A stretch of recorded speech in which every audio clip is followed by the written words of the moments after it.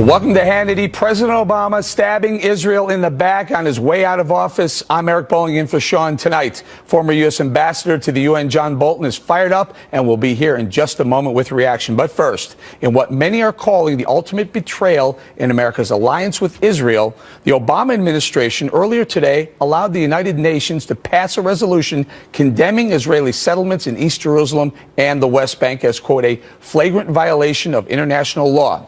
Israeli Prime Minister Benjamin Netanyahu is reacting by saying, quote, Israel rejects the shameful anti-Israel resolution at the UN and will not abide by its terms. Netanyahu adding, quote, the Obama administration not only failed to protect Israel against this gang up at the UN, it colluded with it behind the scenes. And President-elect Donald Trump is responding by tweeting this, quote, as to the UN, things will be different after January 20th. Here now with reaction is former U.S. Ambassador to the UN and Fox News contributor John Bolton. Thank you, Ambassador Bolton. Wow. Big day at the UN. So tell us, do you think that the UN Security Council colluded with the Obama administration to bring this vote today? Well, I think certainly the sponsors of the resolution, the Egyptians, some of the others, some of the 5 permanent members of the council, including Great Britain, obviously had to consult with the Obama administration to tell them what was in the resolution so that it was sufficient for Obama to order an abstention. The United States could have killed this resolution by voting no. It did vote no on a very similar resolution in 2011.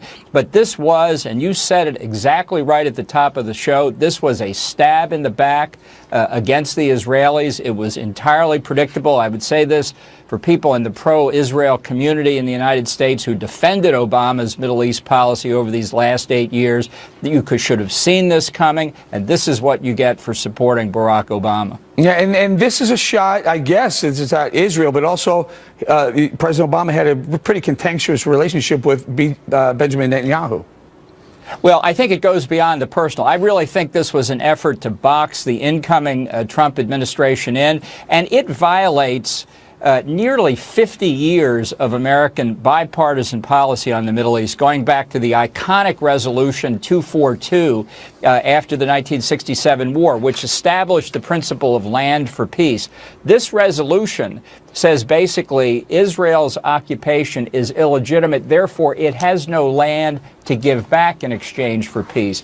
Contrary to what the Obama administration has said, this puts a huge thumb on the scale against Israel. It does go to final status. It does affect Israel's security. It undermines it in profound ways.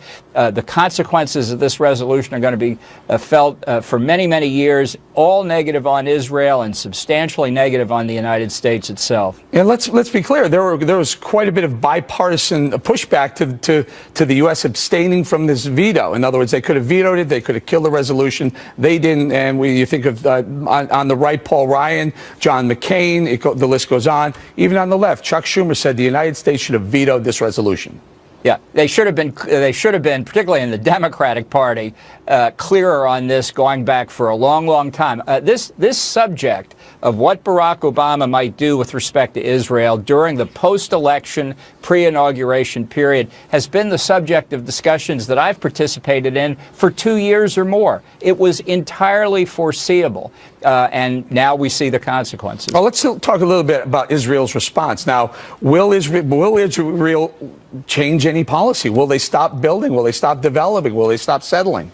Not a chance, and nor should they. I tell you, this I do think, actually, contrary to what Obama said, is the death knell of the so-called two-state solution, because it shows, once again, it is fundamentally unworkable. And I think Netanyahu and a nearly unanimous Israeli public opinion will support him on that. With respect to the United States, I think it's time to stand up for a principle I've certainly advocated for a long time, which is votes in the United Nations should have consequences. We've got 2 issues here, the 14 countries that voted in favor of this resolution and the United Nations as a whole. Personally, what I would recommend to the president-elect would be, once he takes office, he should say, this resolution is illegitimate and the United States is going to seek to repeal it.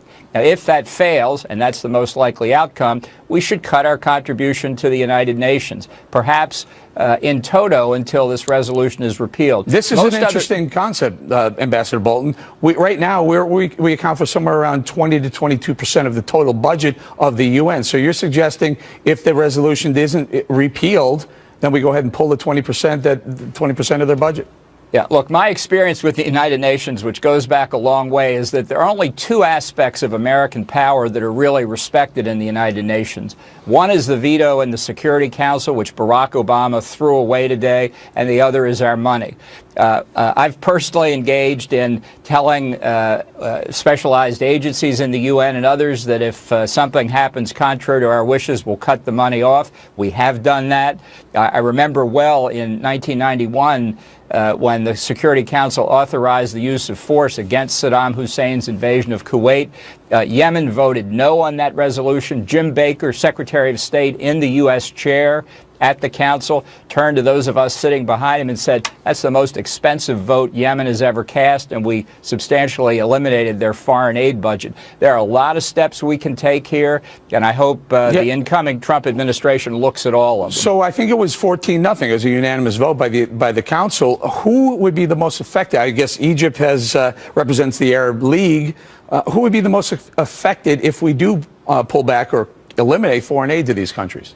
Well, I think that's one option. I'm not necessarily saying we should do it in every case. There's some of these countries where we have no effective leverage now, like Venezuela. But, you know, people have talked about what our relationship with Russia might be. This shows, regardless of personal relationships, Russia is always prepared to shaft the Middle East, the United States in the Middle East. It's been doing it under Obama for 8 years. This is one more piece of evidence of it. It's just extremely distressing that even Great Britain didn't abstain on this resolution, and it shows just how much difficulty there is in the United Nations to try and carry out a coherent American foreign policy. You bring up Russia. Talk to us a little bit about the back and forth that went down today. Vladimir Putin commended Donald Trump on his victory, gave him a pat in the back. He also sent him a letter, and Donald Trump tweeted, thank you. And tell us about that relationship. Is it that bad to have a good relationship with Russia? Well, it's a question of what our national interests are compared to Russia's, and I think the exchange of comments today that's gotten the most attention has been on the nuclear front, and I think Trump was exactly right to say that he's not going to let the U.S. nuclear capability be second to anybody else, including Russia. The Obama administration has put us in I think, an inferior position with their misguided New START treaty, which was negotiated and ratified back in 2010, ratified, I'm sorry to say, with the support of a lot of Republican members of Congress.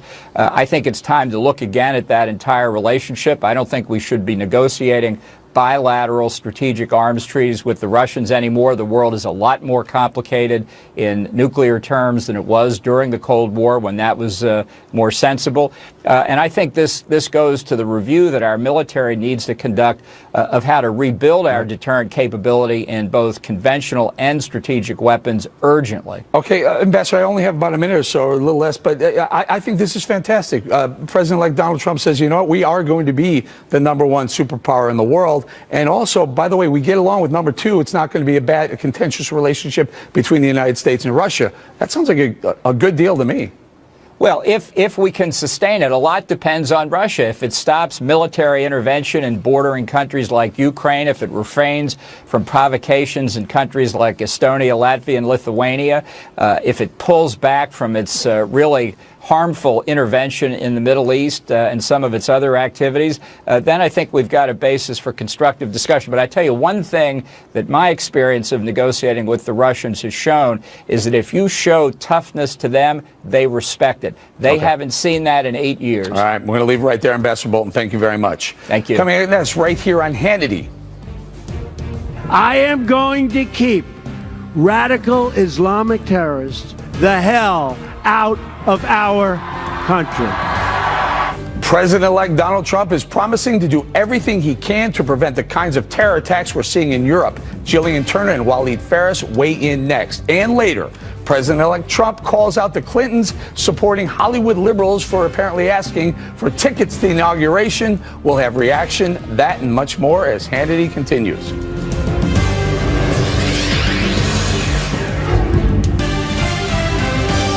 To protect our country from terrorism and extremism, we will suspend immigration from regions where it cannot be safely processed or vetted. You know, I've used the expression extreme vetting. Extreme, oh, it's got to be extreme. Let me just state this as clearly as I can. I am going to keep radical Islamic terrorists the hell out of our country. Well, that was President-elect Donald Trump talking tough on terror, and earlier tonight he tweeted about the Berlin terror attack, saying, in part, quote, "When will the U.S. and all countries fight back?" Joining us now to discuss this is Fox News terrorism and Mideast analyst Waleed Phares. He served as a foreign policy advisor to the Trump campaign, and former NSC staffer and Fox News contributor Jillian Turner. Waleed, let's start with you on that. Yes, so we found so much out today. I mean, this guy, he pledges allegiance to al-Baghdadi, to ISIS. ISIS releases the video showing him pledging the allegiance. When are we going to, as a globe, get tough on terror? Well, that's the question of the evening, at the eve of Christmas, is basically everything that we tried under the previous administration simply did not work. Let's say 90% of the methods we've used over the past 8 years did not work, which means that we have to change direction, we have to change strategies. For example, just a couple of examples. One, we need to start addressing the issues before these people become political asylum seekers or refugees at home in Syria. Therefore, what we need to do for Syria or Libya in this case. And second, let's suppose individuals come and apply for political asylum. The vetting we're talking about now is not, did you serve with Al-Qaeda, as simple as that, or what is your record, police record. It's really about the ideology, and that's going to be a challenge for the next few months. So how do you do that? Well, I'll bring it to Jillian. How do you do that when you have someone who may not be affiliated with a terrorist group now, but may be susceptible to being radicalized? That's the number one sort of problem or challenge that law enforcement intelligence community in this country is really having with this. How do you A, identify, and B, target and try and stop folks who are radicalizing in their parents' basements or in various parts of the country when they're not even supposed to be here in the first place? Now, I don't want to be all doom and gloom, because I believe that the United States is in a much stronger position than a country like, say, Germany. They have a whole distinct set of problems there that we don't have here, very fortunately.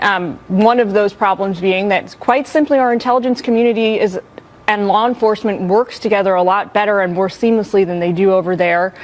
So far, we've also not made. We're better off, but also we haven't made the right once. That is true. That's the scary part about all of this, is that you can get it right 10,000 times and get it sort of wrong once, and people might die. And people might Americans die. Waleed, let's talk about that for a little bit. So incoming President Donald Trump is going to have a policy. Now, he talks about extreme, and he says extreme vetting. I get that, but what's wrong with saying, hey, hold off for now. Let's not take immigrants from or refugees from countries with ties to terror? This could happen. Actually, there will be a discussion, internal discussion, I assume, inside the administration, law enforcement agencies, but also with Congress and with allies. And the results of all of that is going to be what has not worked before cannot work now. And therefore, if a political decision is reached to stop immigration for a while from an area where the jihadists are penetrating, is one. But that alone is not going to solve everything. We need to have a different view of this. We need to have the next doctrine, national security doctrine, written differently from the last 8 years. Stay right there on that. And you're right, and I agree with you, and I keep hearing this. We need to attack the ideology of terror rather than the terrorists. But is that a realistic goal? And how do you go about that? Well, let's start with you and then Jillian. Well, first of all, you need to determine what it is. If you don't determine what it is, nobody, NSA, CIA, FBI, and believe me, I've been in this business for the last 12, 14 years, engaging with their analysts. They would not understand how to do it if they don't know what it is. So we have to have a debate on that one. Second, when you do it, then everything opens up. You can work with NGOs. You can work with NGOs from these communities. They will be your advanced radars in that issue. Now we have dismantled that whole resistance. Second, the public. We need to educate our public. We have seen so many cases where citizens were the first responders No doubt. to tell the law enforcement what's going on. So we need to you're educate 100% right. The public and Jillian, moderate Muslims can get involved too. But again, is this a realistic goal to solve the terrorism problem by attacking the ideology? It's realistic, but it's not something that's going to happen in the short term or even the medium term. That's more of a long term. What do we do? So as a starting point, for example, it's about hearts and minds. It's partially, some of the argument is financial. This is why you heard the Obama administration talking a couple of years ago about jobs for terrorists. You know, they got mocked for it. But I actually think that there is a kernel of something really viable in there, which is part of what you have to do is convince these vulnerable populations that terrorism is not the answer, that joining an organization like ISIS is not the answer. It's not the way to a better future for you or your family or the people that you love. And that's what's really hard. Is there a way to do that, or is it only going to be until you offer them something more? Something I don't even know what it is. Like incentives, like jobs or education. Or life, or something That's why better. it's longer term, right? Because you can start to try and implement some of those things, but this is like a generational problem, as President Obama says all the time. Waleed, I got about 30 seconds. Is this an unrealistic goal? No, it's not unrealistic. Remember that 9/11 was a while ago. 2 generations have been formed. Meanwhile, we need to have a long-term plan is number one, and then medium plan and short-term plan. And I think we need to start somewhere and not go back to the old methods that are not efficient anymore. All right, I'm going to leave it right there. Coming up next, President-elect Donald Trump calls out all the Hillary Clinton-loving Hollywood liberals for apparently asking for inauguration tickets. We have reaction, and then later. My administration will be focused on 3 very important words: jobs, jobs, jobs. President-elect Donald Trump is laying out his agenda, but where should he focus first? Newt Gingrich is here tonight to weigh in on that and much more. Stay with us as Hannity continues.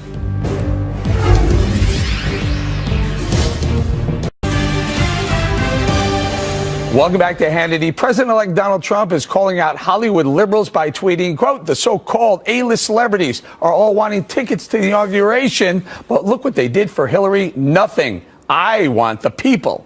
Of course, major Trump hater model Chrissy Teigen is firing back by tweeting, hi, we are all people. You are our president too. I don't want you to be, but you are. Also, we all know you're dying without the approval, dear.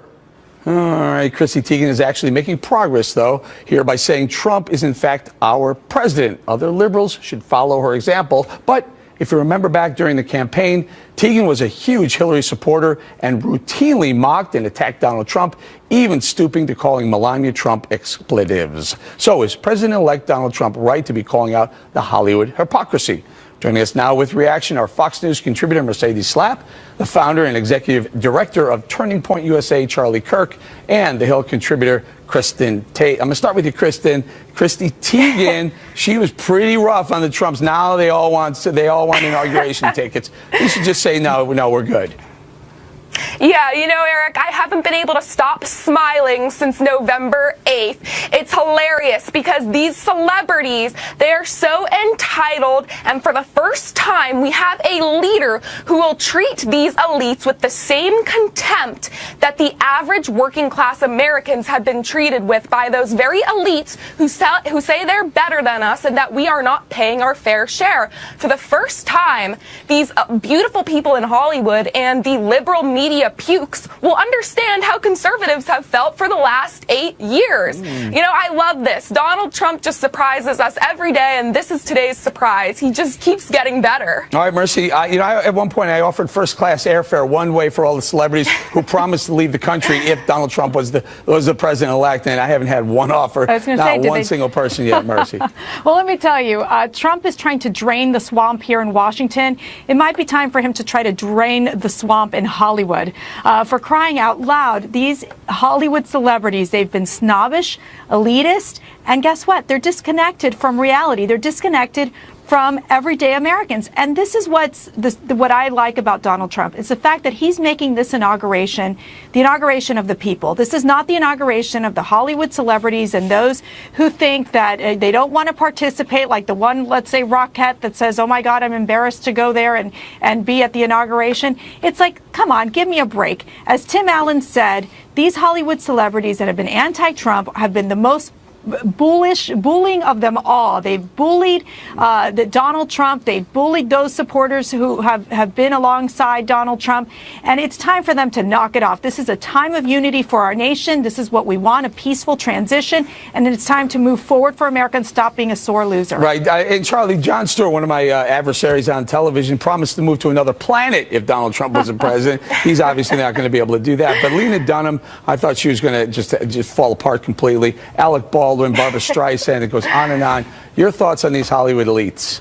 Yeah, these Hollywood hypocrites, they say they're going to leave the country if Trump wins and they want inauguration tickets when he does. It's the hypocrisy is unbelievable. Isn't it nice to now have a president that doesn't cater to these Hollywood elites that did these $50,000 a plate fundraisers? Both Hillary and Obama did these ridiculous fundraisers in Hollywood and pandered to them and gave these elitists full granted access to the White House. Isn't it nice to have a president that actually wants blue-collar Americans represented at his inauguration? I think this actually shows why Trump won. It's because he didn't pander to the very elites that middle America felt so disconnected from for so long. And hey, with Elon Musk's progress with actually getting us to Mars the next 100 years, Jon Stewart better pack his bags because you never know. He might have to go there That's soon. a good point. Quick thought across the board. Start with you, Kristen.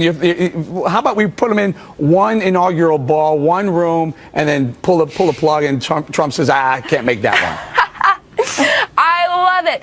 These celebrities, they are people, like this woman says, but they're deplorable people. So they don't deserve to go to the inauguration because they didn't get Trump into the White House. I think if you do the inaugural ball, they're going to need like boxes of Kleenex tissues because they're going to be crying their whole way through this inauguration. Look, at the end, I think we need to be, as a nation, we need to move forward. We need to come together. I think that the Hollywood celebrities have just shown once again that they're not interested in what is everyday America, in connecting with these communities, and they are disconnected from reality. Wrap it up for me, Charlie. Well, Eric, I think we should have a safe space ball where we just have all these leftists together that need a safe space area where we have Play-Doh and cushions, so then no offensive words at all, where they could pretend that Trump actually didn't win. And Mercy, you want to say what else do they get? Juice boxes. That's right. That's right. All right, that's a good idea. We'll leave it right there, guys. Thank you very much. Coming up next, right here on Hannity. My administration will be focused on three very important words: jobs, jobs, jobs. President-elect Donald Trump laying out part of his agenda. Newt Gingrich is here to tell us what he thinks the president-elect should do. Focus on the first day once he officially becomes commander-in-chief. Stay with us as Hannity continues.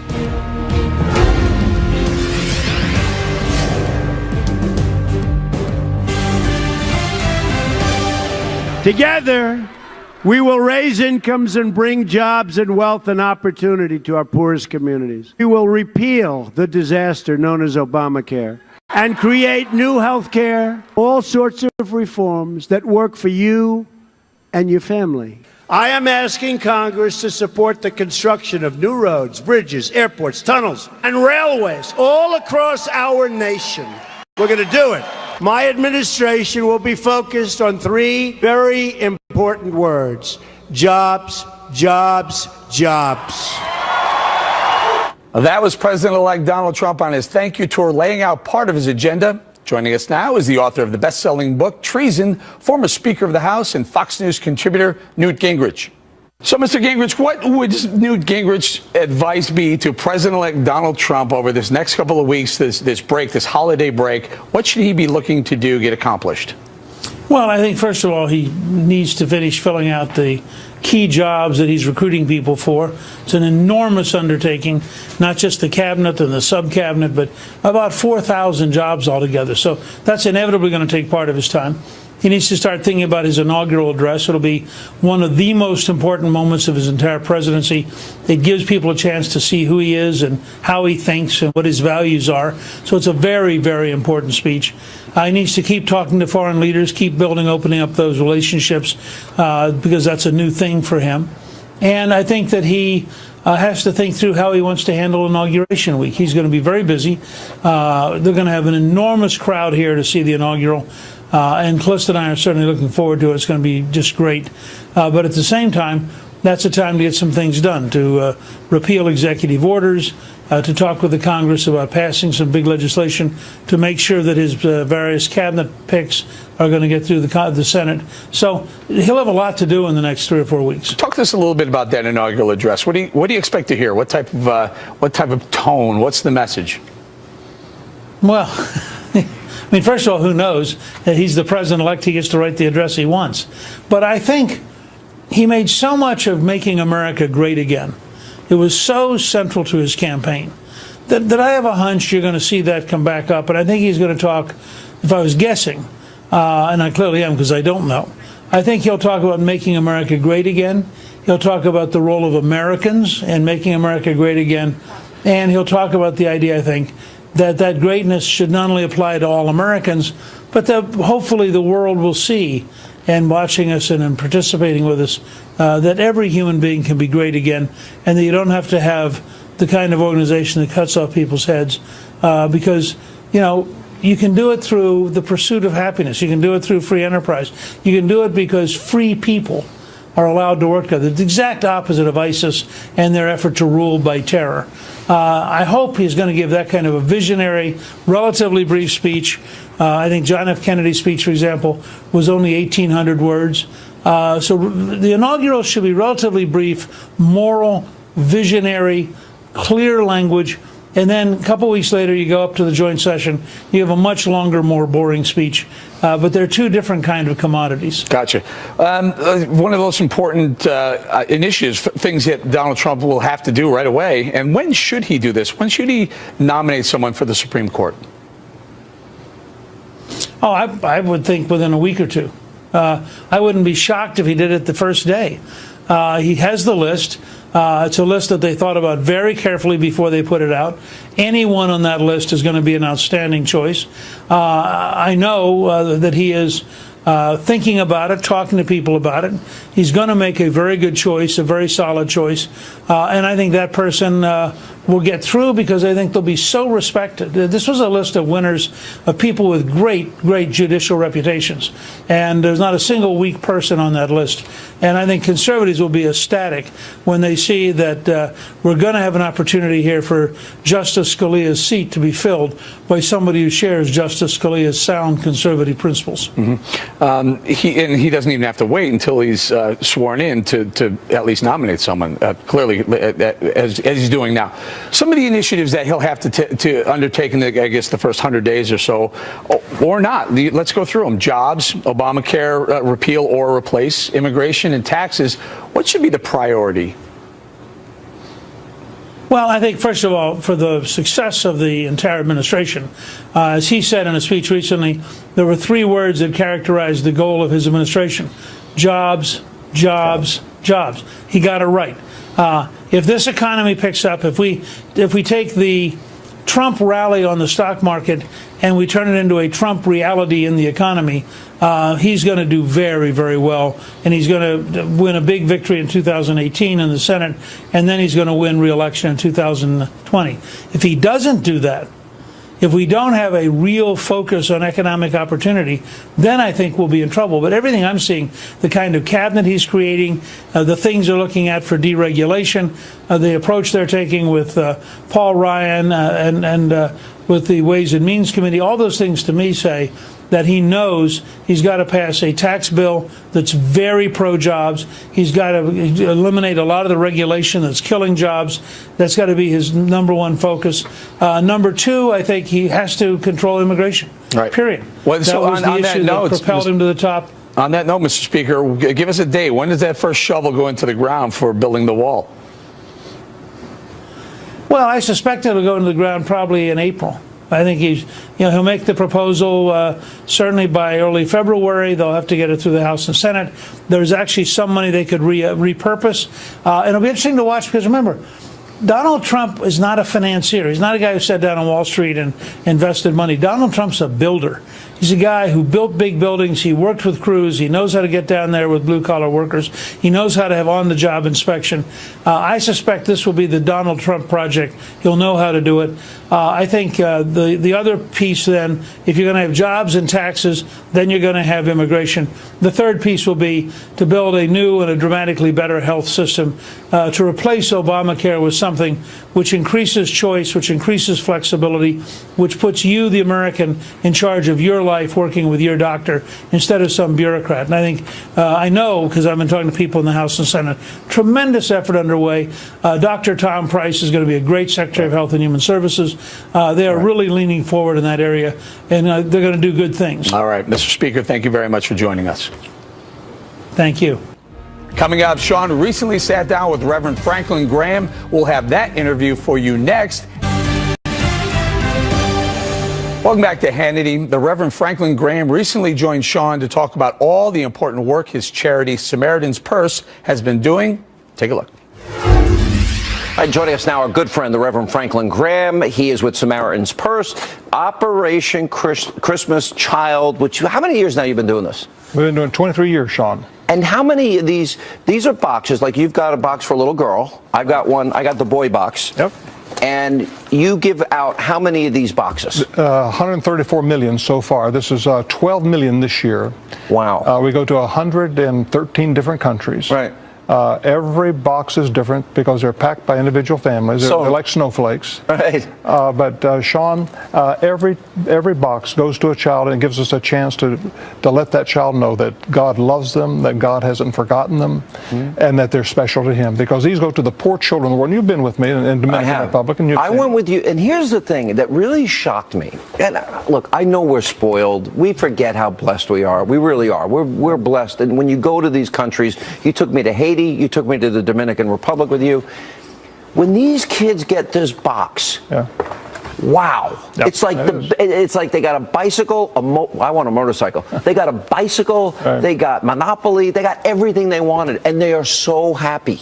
They are happy, and it's we give them, Sean, in every country that we can. We give them usually through the churches. Yeah. And because I want the children to know that not only God loves them, but the true meaning of Christmas is that God so loved the world that He gave His only begotten That's Son. why we give Christmas gifts. That's why we give gifts. What did you get me this year? Well, peanuts. That's a great answer, which he sends me every year. All right, now this is, look, Matchbox. As a kid, and it's certain ages, right? What are the different ages? You have 1 to 4, 5 to 9, and 10 to 14. That's correct. Okay, and so, and what they, even better than a shoebox, I noticed those big plastic ones, you know. That those are great. Those are great because they get more stuff in them. Dude. But like, this is for a boy. It has a football. It has a Matchbox car. It has a puzzle. It has crayons. That's almost could be used for whiny liberals that are upset Donald Trump won. It has pencils. I can't help myself, Reverend. You know, prayer and fasting for me. It has a sharpener. It has a toothbrush. It has a bar of soap. It has a book. It has a washcloth. All stuff that these kids need. They need it, and this is for a girl, and every girl. I haven't seen a girl yet that hasn't wanted a doll, and when they get the doll, they pull it out, and of course, the first thing they do is they hug the doll. I saw that firsthand. It was amazing. You know, I know you've been doing this. How many years? 23 years. Okay. When I went, I was surprised. I wasn't surprised at the magnitude of it. I was surprised at the reaction of the kids. Yeah. And look, I'm a hard-hearted person. I'm not as soft-hearted as you. But it makes your heart melt. This is so worthwhile. This is so great for them. Well, Sean, and of course, your family has participated. You have helped us. And again, Sean, it's Christmas, and it's about God giving His Son. And he gave the gift to mankind. That's His Son, Jesus Christ. And so this is just to go out to the children of the world and to try to touch as many as we can. 12 million children. But Sean, the key to this is I ask people that pack the box to pray. Over the box. To just pray for the child who's going to get that box. I don't know who's going to get it. God does. And we know God will hear the prayer of one righteous person. Can you imagine 12 million people praying for children, what God may do for the children of this world? What is the most in terms of 1 year boxes sent to you? This year will be the most, 12 million. Every year's the most. I ask you this question every year. You tell me this is better than last year. It is. It keeps growing. Yeah. Well, because I think, look, and I'm lazy. I just send you a check. And you can do that, right? Oh, absolutely. And then you can go out and buy boxes, and people at Samaritan's Purse put them together. Yeah, and you can go to SamaritansPurse.org, and it's called Build a Box. For a person that can't go out for whatever reason, they can actually do it online. They can fill out a box online. And you can do the whole thing online? Online, yes. To Samaritan's Purse, Build a Box. It's an amazing thing. How's your dad doing? Doing pretty good, He's Sean. 98 years old. 98 years old, getting kind of quiet. Doesn't say a whole lot anymore, but his mind is still sharp. Yeah, and you saw him recently, said, "Hey, Franklin." Yes, he did. The nurse had to remind him I was sitting beside him. Is that right? He said, "Hello, Franklin." Well, was he following the campaign? I'm just interested. I think a little bit. Yeah. And, of course, when Donald Trump won, I went down to see him and told him, and he was aware of it.